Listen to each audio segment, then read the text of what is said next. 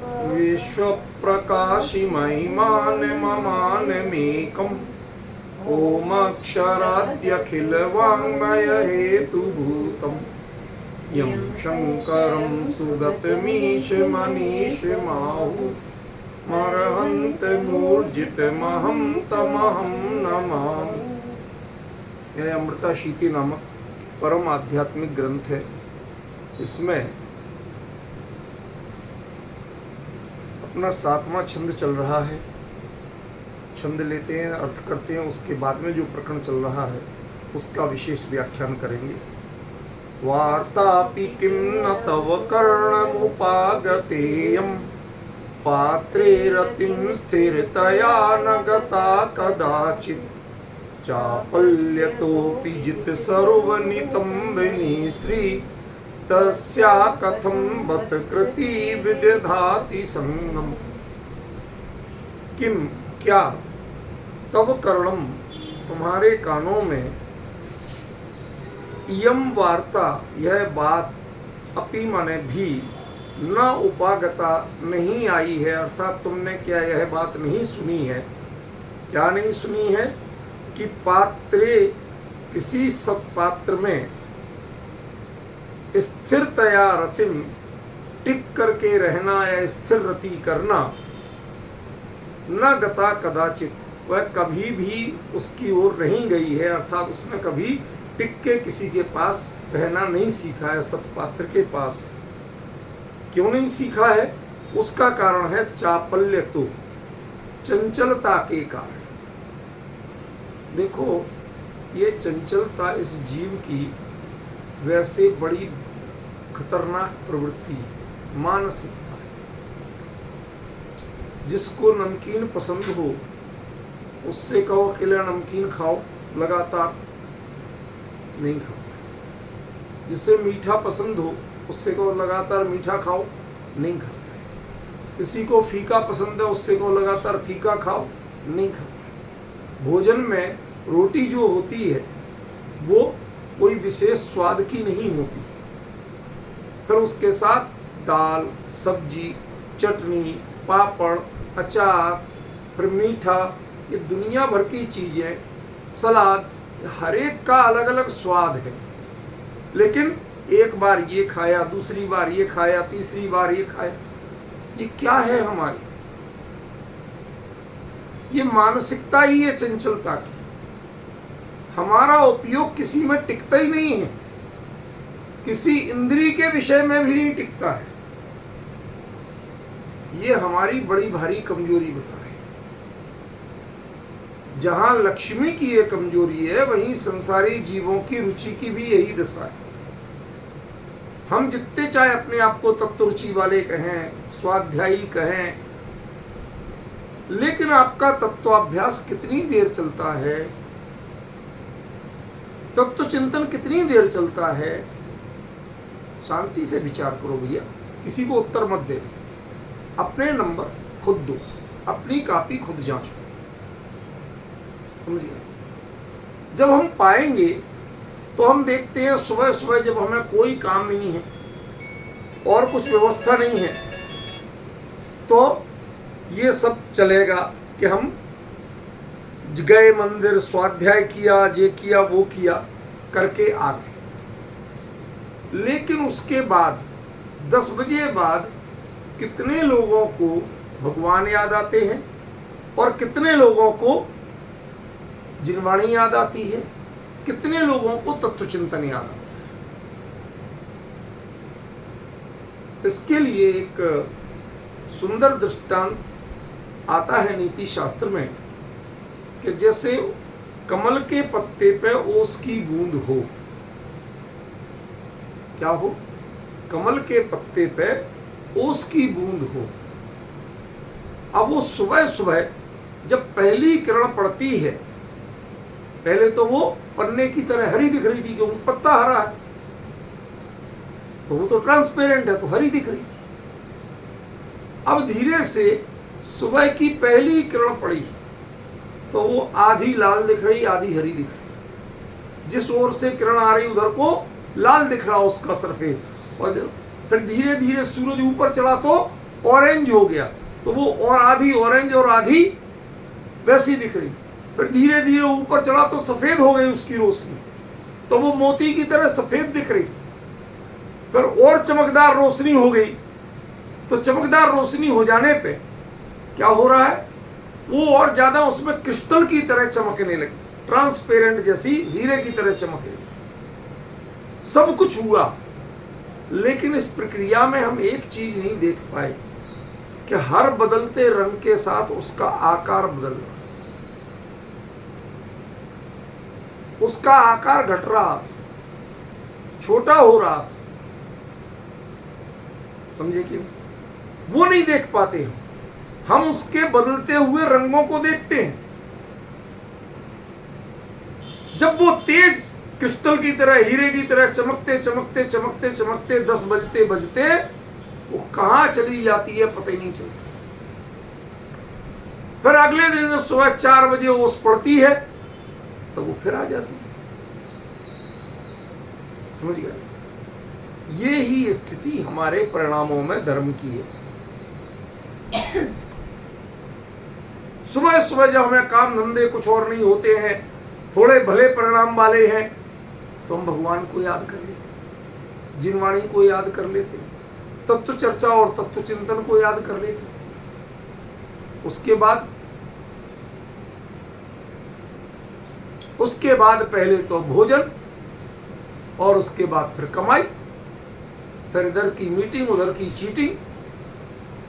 ये करते करते कब दिन बीत जाता है, एक बार भी वो तत्व चिंतन, एक बार भी वो तत्व चर्चा, एक बार भी वो जिनवाणी की बात, एक बार भी वो देव दर्शन के परिणाम कहीं याद आते हैं? नहीं। ये क्या है? लक्ष्मी चंचल है, तो तुमने जिसको जीवन की अपनी उपलब्धि माना, ये जिन जा मानुष पर्याय सुकुल सुनबो जिन वाणी, ये विधि गए न मिले सुमणी यो दति सुमन की विधि, कि तुम सुनते तो हो, दर्शन करते तो हो, प्रक्षाल पूजन करते तो हो, उसके बाद कह रहे जो नहीं करते उनकी नहीं कह रहे। क्या डिफरेंस पड़ा विजय जी? जो नहीं करते हैं उनकी तो सुमण, उनके सुमणी है कहां, उनके लिए मिला कहां? कागजों में मिला है, असल में तो कुछ मिला ही नहीं।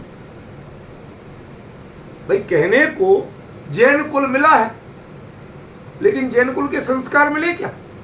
जैनों जैसे एकाध कर्म किए क्या? कोई नहीं करता। समझ गए? तो क्या कहेंगे इन लोगों को? उनको तो मिला ही नहीं, उनका बदला कहां, चंचल कहां हुए? वो तो जैन कुल, बाहर अकेला पढ़ी पे नाम लिखा था जैन, उसके अलावा उन्होंने ना कभी बात की जैन धर्म की, ना तत्व चिंतन किया, ना तत्व चर्चा की, ना कुछ किया। समझ गए? तो चंचलता कब कही जाएगी? जब परिणाम पलटे तब तो चंचलता कही जाएगी। जिनके परिणामों में धर्म आया ही नहीं, उनके चंचलता कहां से कही जाएगी? पॉइंट समझ रहे कि नहीं समझ रहे? कैसे कही जाएगी?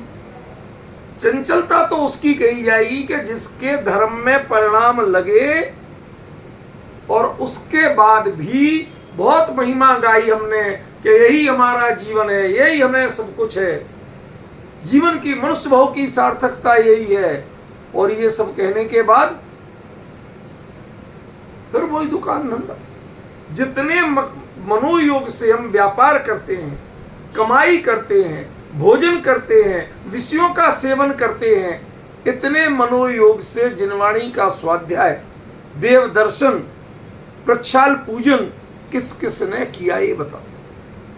जैसे भोजन का स्वाद रोज बदलता है, तो कभी मुंह बिगड़ता है और कभी मूड बनता भी।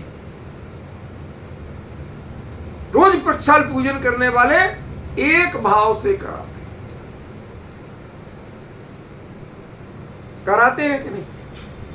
तो आपके तो स्थिर भाव है, चंचल भाव है कहां? चंचल तो उनके कहा जाए कि जो आज कुछ है और कल कुछ है, सुबह कुछ है और शाम को कुछ है। जब आप सुबह प्रक्षाल पूजन कर रहे हैं तब भी आपके भाव ज्यादा बदले नहीं। अब आपके माने मेरे आपके मत लगाना, या सभी एक ही खाते में है। क्यों? क्योंकि वो एक रूटीन बना हुआ है, उससे आपके परिणामों की जाति कितनी बदली इसका कभी आकलन नहीं किया, एनालिसिस नहीं किया। समझ रहे हैं? फिर भी बाहर के रूप में मान लें कि चलो हम टीवी में नहीं लगे, चलो हम विषय के साय में नहीं लगे, भगवान के प्रक्षाल कर रहे हैं, पूजन कर रहे हैं, स्वाध्याय कर रहे हैं, पर ये परिणाम इनको अपने जीवन की उपलब्धि मानने वाले, हे जीव तुम्हारे परिणाम क्या इसमें टिकते हैं? वो तत्व चिंतन तुम्हारे जीवन की निधि बनता है। मैं कई बार दृष्टांत देता हूं कि किसी ने अपशब्द बोल दिया तो वो दिन भर भूलता है। ऐसे भगवान की पूजन, भगवान की भक्ति, जिन वाणी, तत्व चिंतन, वो दिन भर भूलता है क्या? चित पे चढ़ा रहता है क्या? व्यापार में जाए तो, भोजन करें तो, हर स्थिति में जो चित पे चढ़ा रहे, तब तो हम मानेंगे कि चंचल नहीं। और यहां उतनी एकाग्रता नहीं होती है जितनी भोजन में एकाग्रता है, जितनी व्यापार में एकाग्रता है, जितनी संसार के कामों में एकाग्रता है। इसका मतलब क्या हुआ? इसका बड़ा सीधा सच्चा सा मतलब हुआ कि कायदे से आपका उपयोग, जिनकी महिमा आप करते हो उसकी महिमा दुनिया को समझाते तो हो, पर समझ नहीं पाते। और यदि अपन समझने की कोशिश भी करते हैं तो भी एक बड़ी कमी है। जितनी जल्दी विषयों की बात समझ में आती है उतनी जल्दी आत्मा की बात समझ में नहीं आती। जितने नाम लेते ही विषयों का जैसे उसकी पूरी कल्पना है, संवेदनाएं घूमने लगती हैं मन में, ऐसे तत्व का नाम लेते ही वो नाम ही घूमता है, उससे आगे कुछ घूमते ही नहीं। क्योंकि हम उसके को लेके उससे आगे कभी गए ही नहीं। शब्द सुने, चर्चा सुनी है, पर उसे चिंतन और अनुभवन का विषय जिसने नहीं बनाया हो तो वो उससे आगे जाएगा कहाँ? शब्दों ही में तो अटका रहेगा। ख्याल में? तो हमें समझना है कि यहाँ पर चंचलता लक्ष्मी में अकेली है, या हम जिस चीज में उपलब्धि मान रहे हैं उसने आपको, देखो संसारी जीव की लक्ष्मी में चंचलता स्थिर है, वो चंचल लक्ष्मी में, चंचला लक्ष्मी में रुचि स्थिर है, और चंचला लक्ष्मी की आपके प्रति वफादारी चंचल, वो कभी नहीं निभाती, आप निभाते रहो जीवन। समझ गया? वो परवाह नहीं करती है इस बात की। समझ गया? ये बड़ी बारीकी का अंतर है। तो ऐसी सारी चर्चा करते हुए जब लास्ट में कहते हैं तस्याह कथम वत कृति विदधाति संगम, बहुत खेद के साथ कहते हैं कि इसके बाद भी तुम दर्शन वाले हो, पूजन वाले हो, स्वाध्याय वाले हो, तत्व चिंतन वाले हो, यहां तक कि क्षयोपम ज्ञान के द्वारा न्याय से, लॉजिक से आपने उस पे यही सही है ऐसा निर्णय भी किया है। समझ में? ये कहां तक पहुंच गया? बुद्ध तक। अब बुद्ध से कृति की दूरी तय कर, वो तर्क तो रह गया, लेकिन तर्क से, जिस तर्क से दुनिया को समझा सकते हो उस तर्क से अपने को समझा पाते हो क्या? जय पराजय में तर्क बहुत उपयोगी हो सकता है, लेकिन स्वयं को कन्विंस करने में तर्क की कोई गारंटी नहीं है इसमें। इसके लिए सबसे आसान आपके तरीके हैं, बढ़िया से बढ़िया जो बहुत अच्छा बोलता हो उस पंडित को पकड़ लो, उस विद्वान को पकड़ लो और उससे कहो तुम अपने जीवन का सबसे बढ़िया प्रवचन सुनाओ। और वो बड़ी एकाग्रता से सुना है, और उसके बाद 1 घंटा सुनने के बाद बाकी 23 घंटा उसको पढ़ो। 1 घंटा तत्व को उससे सुनो और उसके बाद 23 घंटे उसको पढ़ो। फिर ढूंढना कि जो उसने बड़े अच्छे लॉजिक से समझाया वो उसके जीवन में कहीं नजर आया क्या, उसके विचारों में, उसके चर्चा में, उसकी चर्या में कहीं नजर आया क्या। मुझे एक ब्रह्मचारी जी मिले, आप ये मत सोचना कि कटाक्ष कर रहा हूं, मैं सच्ची बात बता रहा हूं, कोई किसी पे व्यंग नहीं कर रहा। ब्रह्मचारी जी मिले तो भाई दबे कहीं पर थे, तो साथ में स्वाध्याय का क्रम था, मेरा भी चलता था, उनका भी चलता था। 10-12 साल हो गए जब की बात है, आज की बात नहीं। तो मजे की बात क्या हुई, मैंने एक चीज फील की कि जितने आप लोग गौर करना, मैं जोर नहीं दे रहा, किसी का कटाक्ष नहीं कर रहा, पर बात बता रहा कि जितने भी ये ब्रह्मचारी लिखते हैं जो अपने आप को, उनके प्रवचनों में 2-3 चीजों का उल्लेख जरूर आएगा। एक, 5 वाले तीर्थंकर देखो, बाकी सब तीर्थंकरों से ये अलग है, समझ में आया। दूसरा कहेंगे अरे भाई ब्रह्मचर्य की तो महिमा ही निराली है, संसार, अनंत संसार का मोह उससे टूट गया जो ब्रह्मचारी। 2 हो गई। और तीसरी बात, जब वो आत्मा की बात करेंगे तो उनकी आंखें बंद जरूर, चेहरे की मुद्रा ऐसी दिखेगी जैसे पता नहीं बोल कैसे रहे, तो अनुभवी में उतर गए, समझे, ये सब दिखेगा, कहेंगे ऐसे। लेकिन उस ब्रह्मचर्य के प्रति उनकी रुचि, उनके अंतरंग में भूमिका वहां संदिग्ध हो जाती है कि जब हम तत्वार्थ सूत्र में पढ़ते हैं, स्त्री राग कथा श्रवण, तन मनोहरांग निरीक्षण, पूर्वव्रतानुस्मरण, अरे जहां पर उनके कपड़े पड़े हों तो उस पलंग पे, उस कुर्सी पे, उस चीज पे बैठ नहीं सकते। सच्ची बात है कि तो फिर जहां जिनके ऊपर पूरे कपड़े कभी होते ही नहीं, उन बीचों पे कैसे जाते? हमें तो यही समझ में नहीं आता। उसमें उनकी रुचि कैसे होती है, हमें ये समझ में नहीं आता। और उसके बाद अपने आप को ब्रह्मचारी कैसे कहते हैं, हमें ये समझ में नहीं। भाई वहां पर तो कोई नहीं होते, वहां पर तो सारे वही होते हैं, फिर इन सब का आकर्षण आपको क्यों है? इससे लगता है कि तत्व आपको दुनिया के लिए मन बहलाने का साधन है, वो तत्व आप अपने आप को नहीं कन्विंस कर सके उससे।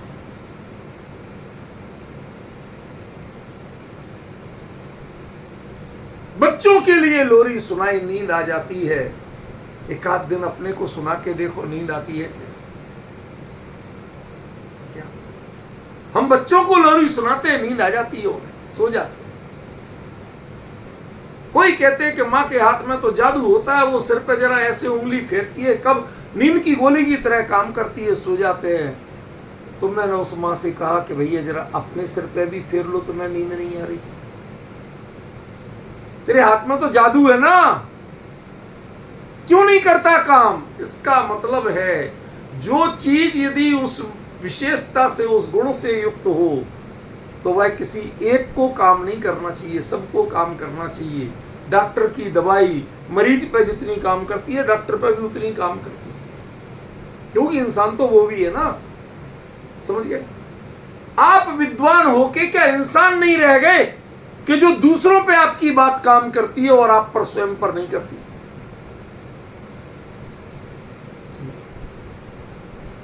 इसके लिए एक बड़ा सुंदर प्रयोग जिनवाणी में मिलता है, उसके लिए एक शब्द आता है बठर।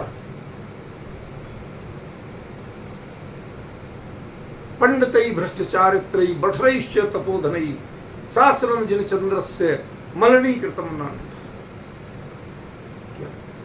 पंडितई भ्रष्टाचारित्रई, ऐसे विद्वान जिनका चारित्र भ्रष्ट था, बातें गद्दी पे बहुत ऊंची करें और आचरण में ठिकाना नहीं हो। बठरईश्च तपोधनई, और जो पूरा आचरण करते हैं लेकिन उस आचरण को करते तो हैं देह से, लेकिन उनके परिणाम नहीं भीगते, उनके परिणामों में कोई अंतर नहीं आता। चलो भाई प्रतिक्रमण भी निपट गया, चलो भाई स्वाध्याय भी निपट गया, चलो भाई गुरु वंदना भी हो गई, काम निपटाते हैं, उन कामों का प्रभाव जीवन में नहीं देख पाते, इसलिए उनको कहा बटर। दाल वगैरह होती ना, कभी चने छोले राजमा दाल ये चीजें लाओ, तो चने लाओ तो कहते भैया पहले तेज गर्म पानी में रात को भिगो लेना, सीधे नहीं डालना कुकर में, सुबह उसमें हाथ चला के देखना, यदि नीचे कुछ आवाज आती है बजने की तो देखना कितने नहीं फूले।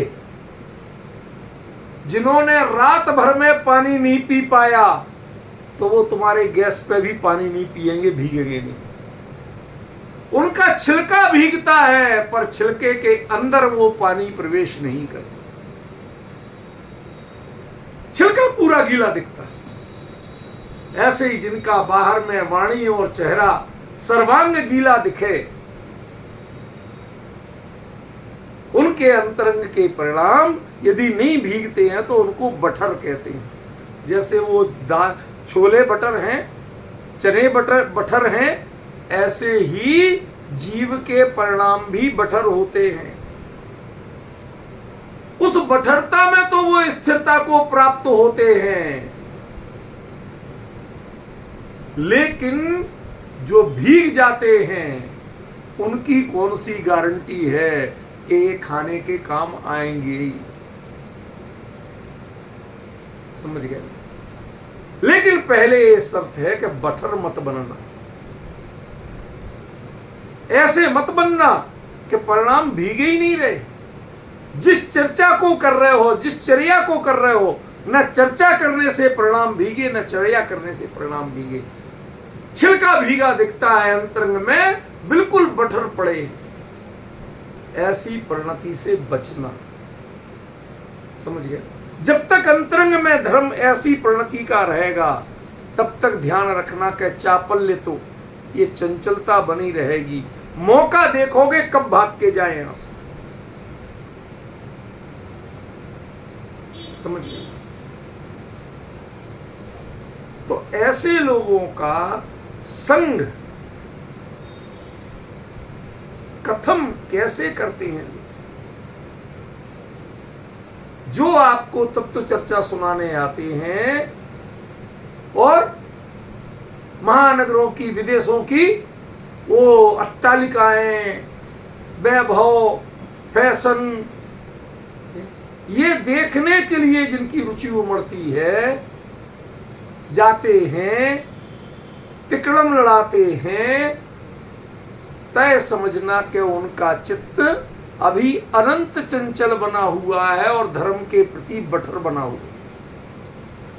धर्म से भीगे नहीं और बाहर आज तक नहीं गए थे जो चीज देखने, उसकी लालसा प्रति समय बनी हुई थी। आज मौका मिलते ही एकदम टूट पड़े।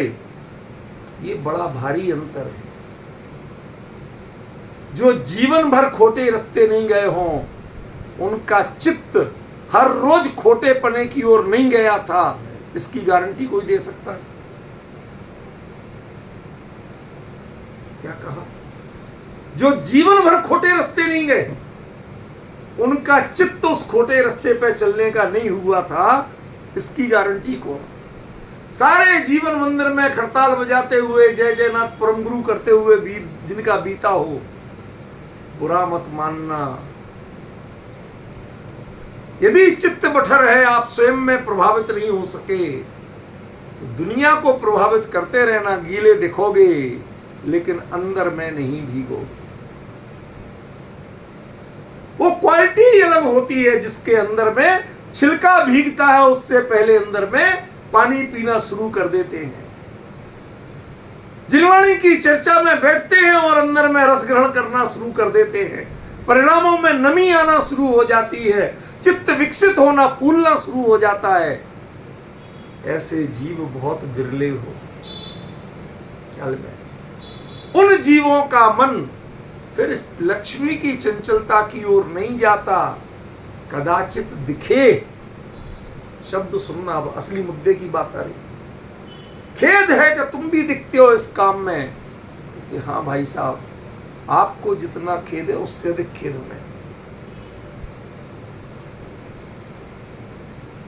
आप कह रहे डॉक्टर साहब आप ऐसे काम में क्यों दिख रहे हो परिग्रह की, आपको जितना खेद है उससे अधिक खेद हमें। इसीलिए तो यहां बत कहा। बत माने खेद है।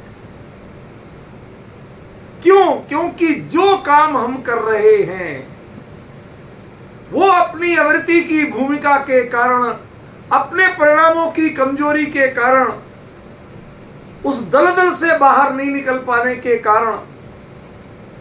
बड़ा सटीक दृष्टांत आ गया रूपल में, बड़ा सटीक। कभी कभी अपने आप आता है, मैं नहीं लाता। दलदल होता है ना, दलदल, तो उसमें जितनी कोशिश करोगे उतने धंसते जाओ। तो लोग कहते भैया अब जितने इतने तो तुम पहले ही धंस चुके हो, अब बिल्कुल हाथ पैर मत हिलाना, ऐसे ही रह जाना। समझ गए? जब आप बिल्कुल नहीं हिल रहे हो, मान लिया आपने दूसरे की बात के हिलना नहीं और नहीं हिल रहे हो, मैं ईमानदारी से बताओ, उस समय जब आप बिल्कुल नहीं हिल रहे हो, उस समय आपका चित्त हिलने और निकलने के लिए कब नहीं करता? विजय जी, भाई साहब, मेरी बात कुछ पकड़ पा रहे हो क्या कह रहा हूं? क्या? जब बिल्कुल नहीं निकल रहे हो तब आपका चित्त कौन सा ऐसा क्षण है कि वो हिलने और निकलने के लिए नहीं करता? मजबूरी में आपने मान लिया कि भैया जितने हम हिले उतने धसे, ये हम सामने देख रहे हैं, और पूरे ही नहीं धस जाएं, इसके लिए अब हिलना बंद कर दिया। लेकिन करने के बाद भी चित्त की क्या गारंटी है कि वो हिलने के लिए तैयार नहीं? अरे पहले भी निकलने के लिए तो हिल रहे थे, उसमें डूबने के लिए थोड़ी हिल रहे थे। बताइए, कोई भी व्यक्ति दलदल में गिरा हुआ जितने हाथ पैर मारता है वो निकलने के लिए मारता है कि डूबने के लिए? लेकिन जब डूबने लगता है, इधर तक डूब जाए कि अब हाथ ही पैर नहीं चले, तो उसके बाद वो शांत पड़ जाता है। भैया अब इंतजार करें, कोई रस्सा वस्सा लाए, कुछ जुगाड़ बने, 4-6 लोग आए खींचने वाले, तब तक अब कुछ नहीं करना, नहीं तो जब तक वो आएंगे उसके पहले तुम्हारी समाधि हो जाएगी, दलदल समाधि। समझ गए? उसके लिए आपने हरकत बंद कर दी, चंचलता बंद कर दी। लेकिन उस चंचलता बंद कर दी उस समय कौन सा ऐसा क्षण है आप वैसे शांति से आराम से सो जाते? हमारे विजय जी है ना, इनको किसी ने बता दिया मड थेरेपी। क्यों विजय जी? बताई थी ना, मड थेरेपी। कीचड़ में चुपचाप, काली मिट्टी के कीचड़ में पूरे लिपट के चुपचाप लेट जाओ, उससे आपकी कई बीमारियां दूर हैं। तो विजय जी पहले कहते बच्चों से, वीडियो मत बनाइयो, मेरी क्लिप मत बनाइयो, फोटो मत खींचियो। फिर बाद में लेट गया उस पर, शांत पड़े, कोई देख रहा, मुस्कुरा रहा कि दादाजी कैसे लग रहे। हम नहीं देख रहे थे, लेकिन प्रति समय मन में लग रहा कि इस बच्चे को, इसको भी बताऊंगा एक दिन। है मेरे मजाक उड़ा रहा था। लगातार चित्त चंचल है कि नहीं? बड़ी विडंबना होती है। जैसे हम दलदल में फंसे हों, जैसे हम मड थेरेपी में लेटे हों, ऐसे ही हम देव शास्त्र गुरु की पूजन और स्वाध्याय में शांत बगुला भगत बने रहते। उस क्षण में भी उन परिणामों से तो चित्त भीगता नहीं, फूलता नहीं, परिवर्तित नहीं होता, नरम नहीं होता, लेकिन बाहर निकलने के लिए चंचल निरंतर बना रहे। ये है सबसे खतरनाक बात। उस चंचलता का संग तो आप करते हो, और जिसको आप अपने लिए हितकारी कहते हो उसका संग नहीं करते। ये बहुत खेद की बात है। और समस्या तो ये है कि आप जो सबसे ज्यादा समझदार कहलाते हो वो करते हो ऐसा, जो नादान कहलाएं वो ऐसा करें। बच्चे करें गड़बड़ी तो उतना दुख नहीं होता, आश्चर्य नहीं होता। ये नहीं करेंगे तो कौन करेगा? लोग कह देते हैं कि भाई खुरापाते हैं, ऊधम है, ये बच्चे नहीं करेंगे तो कौन करेगा? लेकिन मजे की बात है कि बूढ़ों के मन में बच्चों से ज्यादा खुरापाते करने का मन होता है। अब समस्या ये है कि बहू क्या कहेगी, बच्चे क्या कहेंगे, बीवी क्या कहेगी, लोग पड़ोसी क्या, डर के मारे वो एक जगह चुपचाप शांत अखबार लगा के बैठ जाते हैं, जिनवाणी लेके बैठ जाते हैं, अपने आप को स्थिर चित्त दिखाते हैं। लेकिन उनसे पूछो कि तुम्हारा चित्त कितना स्थिर? ये चंचलता लक्ष्मी की देन है, ये चंचलता जिनवाणी की देन नहीं। ये चंचलता तत्व चिंतन की देन नहीं है। तत्व चिंतन, जिनवाणी, ये वीतरागी, देवगुरु, धर्म, ये तो आपकी चंचलता को स्थिरता में बदलने वाले हैं। लेकिन समस्या क्या है कि इनकी कंडीशन में आप स्थिर दिखते, देह से स्थिर तो हो जाते हो, और देह की स्थिरता करके मन उतना अधिक चंचल कर, ये सबसे बड़ी विडंबना है। इसलिए आचार्य ने कहा तस्याह कथम बत कृति विदधाति सम। आज जितने विद्वान हैं, पहले विद्वान थे और आज विद्वान हैं, कभी आपने कंपेयर करके देखा? पंडित गेंदालाल जी शास्त्री बूंदी वाले हम लोगों के लिए वो न्याय और साथ में करणान योग पढ़ाने आते थे जयपुर में। कभी उनकी धोती प्रेस नहीं हुई, कभी कुर्ता प्रेस नहीं हुआ, किसी से धुलवाया नहीं, अपने हाथ से सादा वाला जो साबुन होता वो भी अष्टमी चतुर्दशी नहीं लगाते थे, उससे अपने खुद धो लिए, झटकार के सुखा लिए, अपने आप जाके तार पे डाल के तह करके रख लिए। और स्वाध्याय में जब जितना पढ़ाने आते थे लगातार आए, उनके कपड़े किसी धोबी के पास प्रेस होने नहीं गए, किसी ड्राई क्लीनर के पास नहीं गए, कहीं पर वो नहीं। पंडित नाथूलाल जी शास्त्री जिन्होंने सोनगढ़ के मूल मंदिर की प्रतिष्ठा कराई, एक पैसा नहीं छुआ, लेना तो बहुत दूर, विकल्प आना तो बहुत दूर।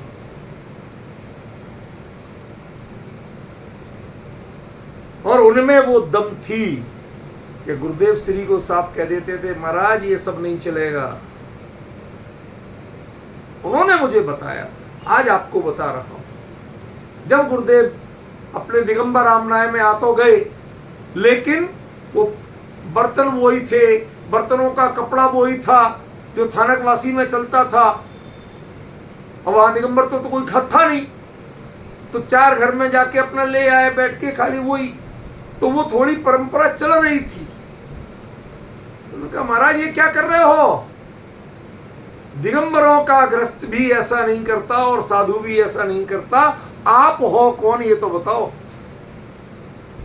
जिस दिगंबर धर्म को आपने अपनाया, आप ये क्यों नहीं छोड़ा आज तक? गुरुदेव ने उसी दिन त्याग किया था। समझ में आया? जब जिन बिंबों पर लाल नख मुख नयन श्याम और श्वेत है ये कर दिया गया, तो महाराज ये क्या पूजन में लिखा है कि वह कृत्रिम चैत्यालयों में ऑटोमेटिक होते हैं, वह किए नहीं जाते। लेप जिन प्रतिमा पर नहीं होता है तुरंत साफ कर रहे। भाई मुझे पता नहीं था, उनकी सरलता देखो, समझ। जब तक आपका चित्त लक्ष्मी की ओर चंचल नहीं होगा, तब तक आप सत्य पे अडिग रहेंगे, आपके वचन नहीं कांपेंगे। और जब लक्ष्मी की ओर चंचल होगा फिर लोगों के हिसाब से बोलोगे, आप जिनवाणी के हिसाब से नहीं बोल पाओगे, फिर सत्य नहीं बोल पाओगे। बातें करोगे सत्य की, नाम लोगे सत्य का, पर सत्य बोलने की हिम्मत नहीं होगी। आज तकरीबन लोग मेरे से कहते हैं आप बहुत खराब बोल देते हैं। भाई हमें तो समाज को देख के बोलना पड़ता है, समझिए। आपको राजी रखना, हमें तो भगवान को राजी रखना, आचार्यों को राजी रखना, हमें समाज को राजी नहीं रखना। नहीं सुनना कोई मत सुनो, अपने घर पे बैठ के तत्व चर्चा करते हैं, जिसको सुनना सुनो, नहीं सुनना मत सुनो। मैं तो आज तक किसी को बुलाया नहीं और आज तक किसी को भगाया, इस विकल्प में गए ही नहीं कि कौन है और कौन नहीं है, समझे कि नहीं? थोड़ा विचार करो गंभीरता से। ये जो विद्वान होके अपने आप को समझदार कह के यदि उनका चित्त लक्ष्मी, चित्त चंचल है माने लक्ष्मी के कारण चंचल है, ये लिख के ले लो आप। क्योंकि जब तक उंगली नहीं हिल रही होगी तब तक आपकी आंख चंचल नहीं होगी। आंख चंचल होने के लिए सामने हिलने वाली चीज चाहिए। ध्रुव गायक की ओर दृष्टि हो और चित्त चंचल हो जाए, हो नहीं सकता। और जो चंचला लक्ष्मी की ओर दृष्टि हो और चित्त स्थिर हो जाए, हो नहीं सकता। दोनों में विडंबना है क्या? दोनों में विडंबना है। इसलिए आचार्य ने कहा तस्या कथम बत कृति विदधाति संगम। हमें गुरुदेव का वो वचन याद आता है। उस साल बॉम्बे में उनकी जन्म जयंती हुई होगी। गुरुदेव कहीं जैसे जा रहे होंगे गाड़ी से या जैसे भी, तो उन्होंने देखा कि एक थिएटर के सामने बहुत बड़ा होर्डिंग लगा था। होर्डिंग में हीरो हीरोइन तो चित्र था खाली, तो उसमें वो हीरोइन का हाथ पकड़ के हीरो था और कुछ नहीं कर रहे थे, कोई गड़बड़ नहीं, बस इतना हाथ पकड़। गुरुदेव कहते सुन जमानो आई गया, आजकल दीकरा लोग दीकरी ना हाथ पकड़ के डोल, उन्हें इतने में महाराज अभी तो क्या क्या होता आपको पता क्या है? कहते हमें कुछ नहीं जानना, हमें कुछ नहीं जानना है, हम तो इतना देख के ही आश्चर्यचकित हैं। ये कौन सा जमाना आ गया, हम कहां आ गए? समझ में? वहां से आके सोनगढ़ में शिविर में वो कई बार इस बात को बोले। लोग बात कहे, डॉक्टर साहब कहते महाराज आजकल तो बहुत कुछ होता है। कहते पंडित जी वो तुम देखो, सच्ची बात है, पंडित जी वो तुम देखो। हमारे लिए तो यही बम विस्फोट से कम नहीं है। जिसका चित्त इनसे चंचलता से परिचित नहीं है, क्या गहराई है देखिए आप। जाने ही नहीं कि हाथ पकड़ना क्या होता, दिल के चित्त ने कभी स्वीकार नहीं कर पाया कि हाथ पकड़ना क्या होता।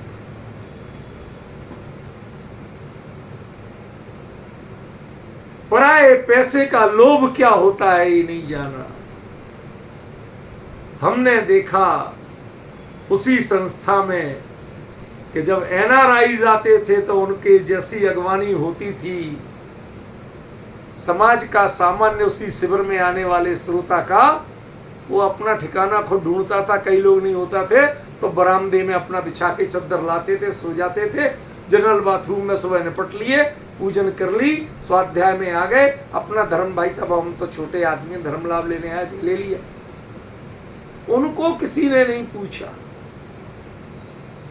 और लक्ष्मीपति जो आए तो उनके लिए सब दौड़े, नीचे से ऊपर तक स्टाफ लगाया जाता था। वहां हमें लगता था तस्या कृते कथमपि विदधाति संगम। ये इनका लक्ष्मीपतियों का संग करना चाहते हैं ये तत्वज्ञानियों का संग नहीं करना चाहिए।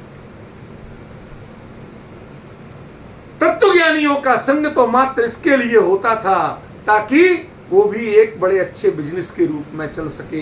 असल में तत्व की प्रभावना जो अपने जीवन में नहीं कर सके वो दूसरों में क्या करे। समझिए, बहुत गहरी बात कही आचार्य ने। आज विषय बदलने वाला नहीं है, आज तो थोड़ी गहराई आएगी।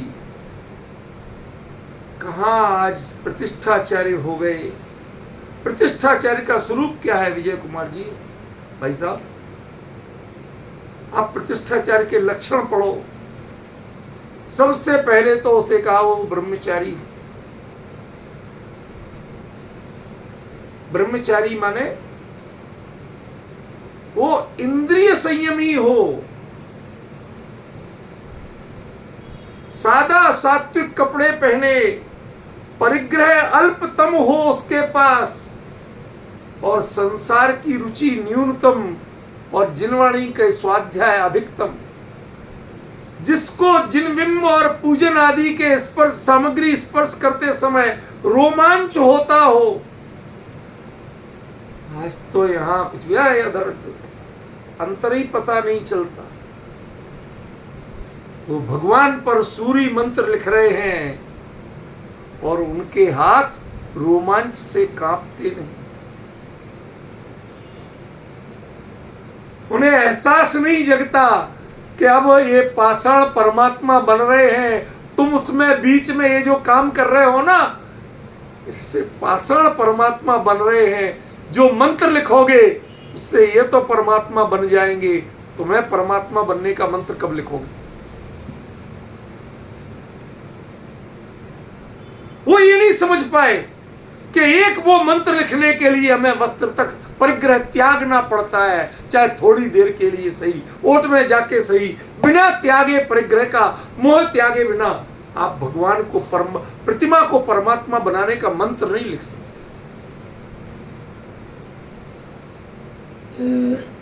जब प्रतिमा परमात्मा बनती तब है कि जब आप परिग्रह का मोह त्यागें और उसके बाद आप दर्जी से लेके टेंट वाले तक सब जगह का कमीशन बटोरते हैं, जब तब पता चलता है कि आप प्रतिष्ठाचार्य होने लायक ही नहीं थे, होने लायक ही नहीं थे। आप ये मंत्र नहीं समझ पाए। वो सूर्य मंत्र देते हैं, लेकिन कौन देते हैं? जिनके परिग्रह के प्रति अत्यंत अनासक्ति हो, छल जिनने सीखा नहीं हो, चाहे स्त्री हो, चाहे धन हो, चाहे पद हो, इससे जिनका चित्त कभी चंचलता को प्राप्त नहीं, इनके आकर्षण में इनके पीछे नहीं दौड़े हों।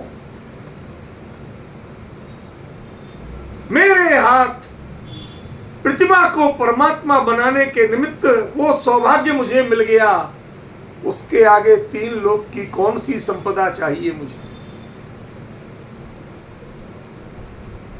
जरा विचार तो। बाबूजी ने कितना खुल के लिखा, किसी भी विधान में इंद्र प्रतिष्ठा नहीं होती है, किसी विधान में इंद्र नहीं बनाए जाते हैं। ये क्लियर लिखा हुआ है पूरे जिनवाणी के प्रमाण देके। उसके बावजूद सारे लोग इंद्र बनाते हैं, बोलियां लगवाते हैं, ये सब करते हैं। किसके लिए? किसके आकर्षण में? तस्याकृते कथमपि वृद्धधाति। ये इनका आकर्षण तुम्हारे चित्त में बसा हुआ क्यों है, ये तो बताओ मुझे। क्यों समाज को बरगलाते हो? क्यों पैसा जुटाते हो? क्यों पैसे के काम करते हो? तुम भगवान की पूजा कराने आए हो कि पैसा जुटाने आए? तो एक सज्जन मेरे से बोले, विजय जी सच्ची बात बताता हूं, कहते इसीलिए 10 साल से ऊपर हो गए, आज तक वहीं के वहीं पड़े हो, नहीं जुटा पाए। हाँ भाई साहब, नहीं जुटा पाए, लेकिन आप जैसा छल करके हमें जुटाना नहीं। हमारा लक्ष्य उसमें पैसा कमाना नहीं है, हमारा लक्ष्य उसमें पैसे की दुकान खोलना नहीं है। हमारा लक्ष्य उस जिस दिन बन भी जाएगा उस दिन मात्र सेवा करना रहे। वहां पर यदि कदाचित कोई मौका पड़ा और वहां के भोजनालय में भोजन करूंगा तो सबसे पहले अपना भी कूपन कटवाऊंगा, अपनी भी रसीद कटवाऊंगा, उसके बाद भोजन करूंगा। वो लक्ष्य नहीं है कि हम संस्था के अधिपति बन के स्वामित्व भोगे हैं। अरे भैया, वो संस्था सेवा की है, जिन धर्म की प्रभावना की है, भैया वृत्ति की प्रभावना की है, हम वो ही करेंगे भाई साहब। हमें ये दिखावे नहीं करना। हमारा लक्ष्य कभी धन संग्रह था ही नहीं, लक्ष्मी कमाना था ही नहीं। यदि उसने मेरा चित्त चंचल किया होता तो हम भी तुम्हारी पार्टी में जुड़े होते। नहीं जुड़ पाए, क्यों? क्योंकि आज तक इसने हमारा चित्त चंचल नहीं कर पाया। आज आप विचार करिए कि जितने भी विद्वान हैं, पैसे के लिए कौन नहीं भाग रहा, पद के लिए कौन नहीं भाग रहा, प्रतिष्ठा के लिए कौन नहीं भाग रहा, विशुद्ध तत्व की प्रभावना के लिए कौन समर्पित है? शांति से देखिए, मुझे उत्तर मत देना, किसी का नाम मुझे मत चाहिए, नहीं सुनाना, आप स्वयं विचार करो। आचार्य देव ने कहा तस्या कृते बत कृति विदधाति। ये विद्वान जिन्होंने जिनवाणी कंठस्थ की है, जो इतने भावपूर्ण व्याख्यान देते हैं कि सारी सभा मंत्र मुग्ध होकर रह जाए, वैराग्य पे बोलेंगे तो लोगों को वैराग्य के भाव जगने लगे। क्यों? पूजा पे बोले तो बैठे बैठे स्वाध्याय में पूजन की पंक्तियां गुनगुनाने लगे। तीर्थ वंदना पे बोले तो पैर ऐसे लगे जैसे मानो पहाड़ चढ़ रहे हो। इतना अच्छा बोलते, इतना भावपूर्ण बोलते हैं, लेकिन क्यों बोलते हैं? लास्ट में मुझे कितना मिलेगा इसका हिसाब पक्का करना। एक बड़े नामी प्रतिष्ठा थी, देश विदेश में पूजते थे। एक बार मैंने मंदिर के अपने वार्षिक उत्सव के लिए बुला लिया। जब तक उनके लिए बड़ा ऑफर नहीं था, उन्होंने कहा आ जाएंगे सुदीप जी। अब मैंने बाद में उनसे कहा भाई साहब कैसे आ रहे, आपको टैक्सी हम करवा दें, क्या कर दें, कैसे आओगे? नहीं साहब मैं तो नहीं आ पाऊंगा, मैं तो फला जगह जा रहा हूं। कि आपने मुझे बताना था, कुछ तो नहीं समझा। अरे आपका क्या है, छोटा सा है, आपके क्या होना है, कुछ होना है क्या? विधानी तो होना है, कर लेंगे आप। इतनी सी भी मन में गिल्टी नहीं थी। क्यों? क्योंकि आपके यहां तब भी उनने तय तो किया था हमसे भी, हमने भी जो रकम कह दी थी, हमने कि इतनी दे पाएंगे भैया, इससे ज्यादा हिम्मत नहीं, ठीक है ना।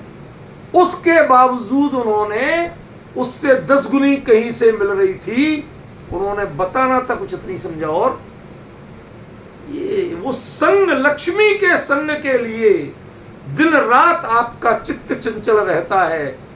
ना अपने वचन की चिंता है, ना आत्मसम्मान की चिंता है, ना उस तत्व की चिंता। उसके लिए आचार्य ने कहा बत, अत्यंत खेद है, कैसे कृति हो तुम, कैसे ज्ञानी हो तुम, कैसे तत्ववेत्ता हो तुम, कि तुम्हारा चित्त कभी भी अंतरंग से नहीं भीगा है, बाहर से ही गीला दिखाई देता। अभी भी तुम तत्व को छोड़ करके इन्हीं का संग करना चाहते हो। हमारे विद्वानों को देखो, दौलत राम जी, वो अपने प्रिंट करते थे कपड़े, वहीं पास में एक चौकी लेके लिखते रहते थे। कभी बार भागचंद जी जिन्होंने महावीर अष्टक लिखा, वो जहां नौकरी करते थे, उन्होंने कहा साहब हम तो तुम्हें भरपूर देना चाहते, महाराज कृपा करो, मैं 2 घंटे और काम करूंगा, पर बीच में 2 घंटे मुझे कुछ लिखने का समय दे, स्वाध्याय का समय दे दो। पूरे दिन जिनवाणी से दूर रह के मेरे चैन नहीं। पैसे आप उतने काट लेना, इतने तो जरूर चाहिए कि घर पर रोटी चल जाए, और उसके बाद कोई। और वो भी जो नौकरी करते थे वो अपने काम की करते थे, जिनवाणी के सुनाने की नहीं करते थे। इसके पैसे नहीं लेते थे, पूजन विधान के पैसे नहीं लेते थे। पूरी परंपरा देखिए, एक विद्वान नहीं मिलेगा जिसने ये काम किया। उनके जीवन चरित्र देखिए, क्योंकि वो वास्तव में कृति थे। कृति कीर्ति लक्ष्मी के लिए प्रयास करेगा, लेकिन लक्ष्मी के लिए छल नहीं करेगा। विजय जी भाई साहब, क्या निवेदन किया मैंने? कीर्ति लक्ष्मी के लिए प्रयत्नशील तो रहेगा, क्योंकि बच्चे पालना है, गृहस्थी है, वो कमाई के प्रयास करेगा, दुकान धंधे नौकरी कुछ ना कुछ करेगा। लेकिन एक चीज ध्यान रखना, वो जो 2 पैसे की कमाई चाहिए वो मेहनत की करेगा, वो छल से नहीं करेगा। और वो छल में धर्म तो शामिल हो गई नहीं। संसार में भी छल नहीं करेगा, धर्म का छल तो करेगा ही नहीं। जो धर्म से भी छल कर ले, आराध्य देव की पूजा के बदले में व्यापार ले ले, जिनवाणी की चर्चा के बदले में धन ले ले, भाई साहब बहुत खेद होता है, बहुत खेद। समझ गए? विचारना तो पड़ेगा आपको कि असलियत क्या है। विदधाति, विदधाति, इस शब्द पे थोड़ा बोलना है, थोड़ा ध्यान देना। एक धा धातु धारण करने के अर्थ क्या है? धा धातु धारण करने के अर्थ में कोई चीज लो और ध्यान रखना। रूपल बहन, घर में कपड़े कितने हैं और धारण कितने करती हो?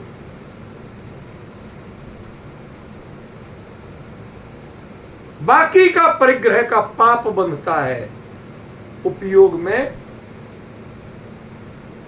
तुम धारण करो जितना, उतना यदि कमाओ तो कोई ऐतराज नहीं। जितना जीवन में जरूरत है उतना प्रयोग करो, कोई ऐतराज नहीं है।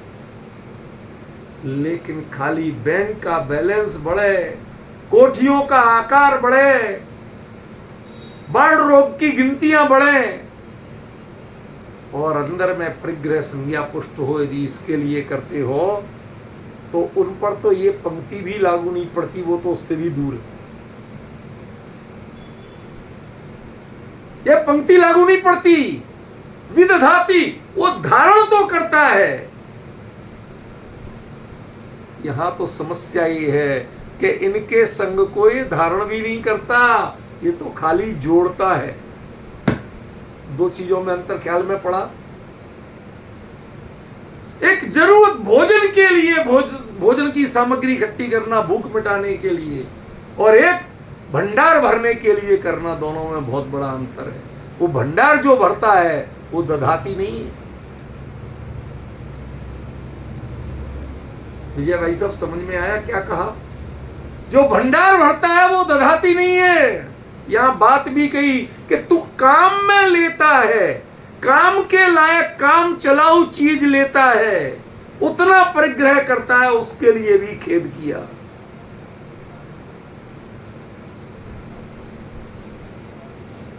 किसी के पास भोजन तक की व्यवस्था नहीं थी, उसके मन में खेद बरतता है कि मैंने चलो और कहीं नौकरी करता, गणित पढ़ाता, साइंस पढ़ाता, कॉमर्स पढ़ाता, पता नहीं क्या चीजों में उपयोग लगाता। चलो भाई, हम आखिरकार परीक्षा मुख पढ़ा रहे, न्यायदीप का पढ़ा रहे, तत्वार सूत्र पढ़ा रहे, बच्चों को करो, आजीविका करो, कोई बात नहीं। लेकिन इसके प्रति भी उनके अंदर में खेद वर्ते। क्यों कर रहे? आजीविका मात्र के लिए। लेकिन बाकी जो बड़े बड़े प्रोग्राम और कंसर्ट करते हैं वो फार्म हाउसों के लिए करते हैं, वो आजीविका के लिए नहीं करते। वो तो खेद की सीमा से भी बाहर है। जय भाई साहब, खेद की सीमा से भी बाहर है, वो खेद करने लायक नहीं है। कायदे से कहे तो जिनवाणी के और जिन धर्म की परिधि से बाहर निकालने के लायक,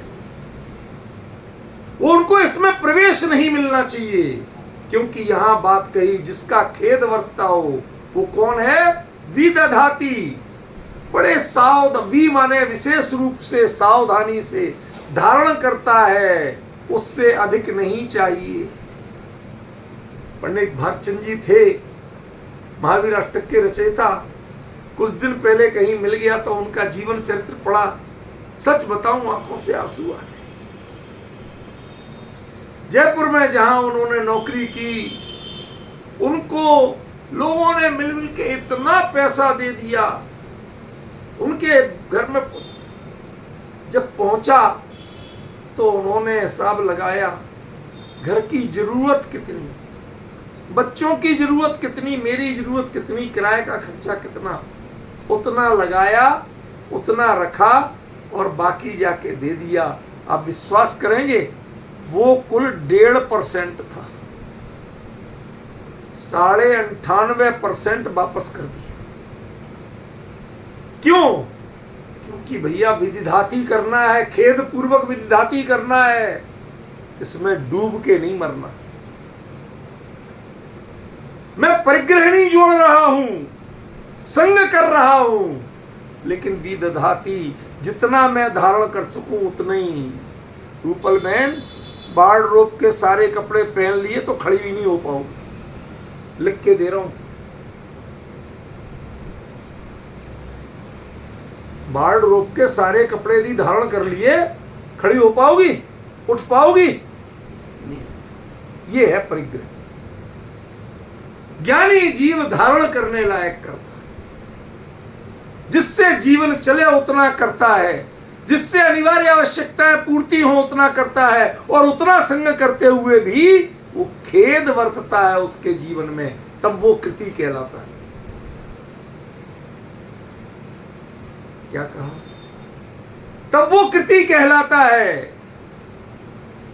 यदि उससे ज्यादा हो जाए तो वो कृति नहीं है। डिफरेंस समझ रहे? देखो, एक बार सत्य चर्चा करने से मत रोकना, मैं सत्य बोलूंगा तो सही। कौन कितना माने, कौन कितना सुधरे और कौन कितना ना सुधरे, ये सब जुदी बात है। लेकिन सत्य बोलने का अभ्यास बनाए रखना चाहिए, अपने चिंतन का अभ्यास बनाए रखना चाहिए। मन से सत्य को कभी दूरी नहीं बढ़ाए।